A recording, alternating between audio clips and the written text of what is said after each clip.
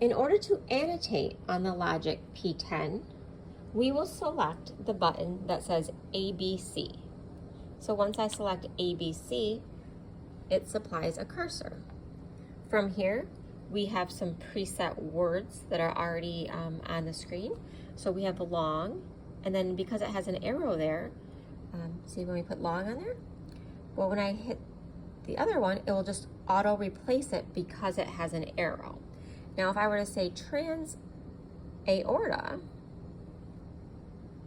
you can see that the aorta does not have an arrow. So when I would have hit liver, now it says trans aorta liver, which we would not actually ever scan like that.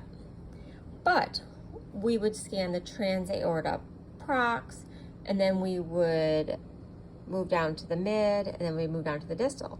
So those are all areas where you would want to text replace as you're moving throughout the aorta.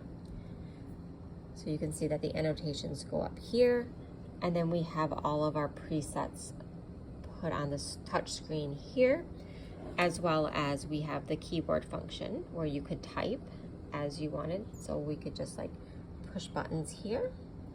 We could do word delete, so that would eliminate one word at a time. And then additionally, we also have the standard keyboard available. So that just goes in here. If you push on it, it pops back out. Some other functions on the P10 are our brightness. So brightness is the B button.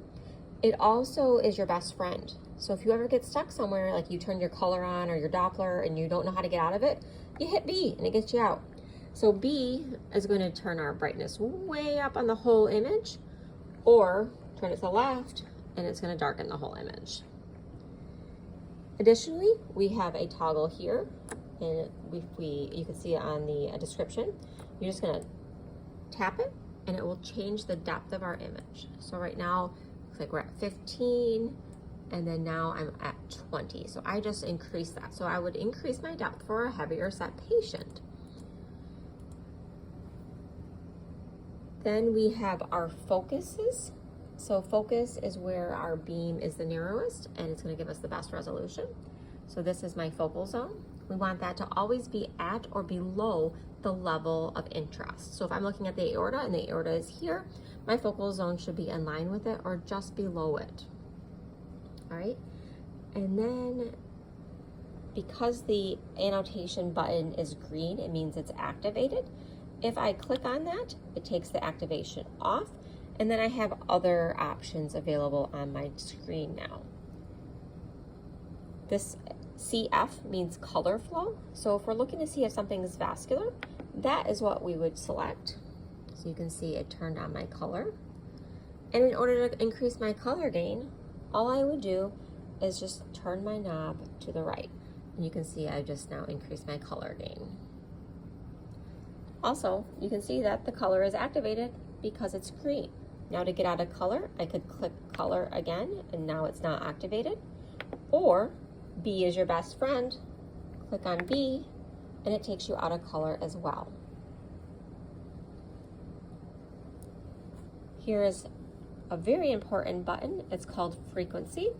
So we're going to increase our frequency for thinner patients or more superficial structures, and we're going to decrease our frequency for thicker patients or deeper structures. So you can see I'm lowering my frequency so my sound beam can travel further into the body, and then I can increase my frequency if I have a very superficial structure.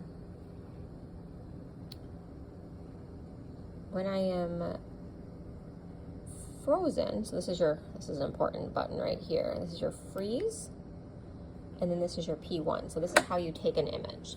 Freeze, you can see it's activated, it's green, and then P1 is going to take a picture. We just heard that noise, and then we have our first image taken up here.